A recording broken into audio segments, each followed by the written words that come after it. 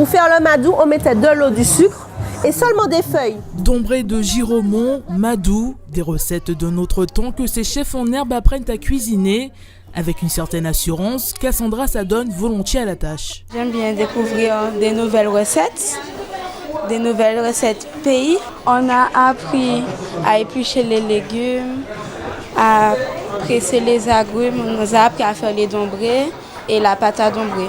Pour Mathis, en revanche, c'est une véritable découverte. Avant, je ne connaissais pas le madou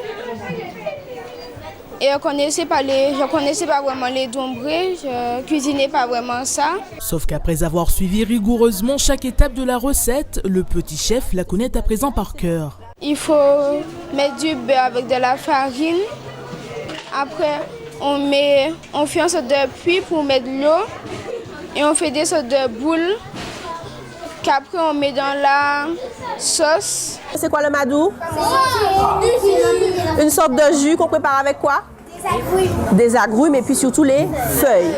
Petite révision sur les recettes du jour avant de déguster le produit fini sous les yeux admiratifs de leurs parents, pour qui il est important aujourd'hui de transmettre ces valeurs traditionnelles. Les jeunes d'aujourd'hui ont tendance à ne pas connaître ce que nous avant on mangeait et qui était très bon. Donc c'était l'occasion pour leur faire connaître un petit peu la cuisine ancienne. C'est à nous, c'est nous les parents de leur faire connaître un petit peu ce qui existait avant parce que ça a tendance à disparaître justement. Initier les plus jeunes au plat dans tant longtemps, une mission loin d'être évidente pour la chef Prisca. Le pari est tout de même réussi. J'ai fermé les yeux, je me suis dit qu'est-ce qui te rappelle le bonheur d'être un enfant? C'était les dombrés, moi, c'est la première recette que ma mère m'a appris à faire. Le madou, c'est la recette qu'on faisait pendant toutes les vacances chez ma grand-mère à Saint-Joseph. Alors c'était une évidence pour moi de partager ça avec eux. On peut être surpris de découvrir à quel point les enfants sont attachés aux saveurs qui sont les plus traditionnelles.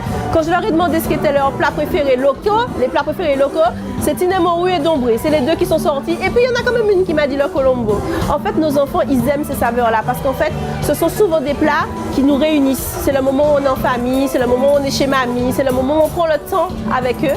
Les chefs d'un jour immortalisent leur mise à l'épreuve derrière les fourneaux, avec pour certains l'idée, pourquoi pas, d'en faire un jour leur métier.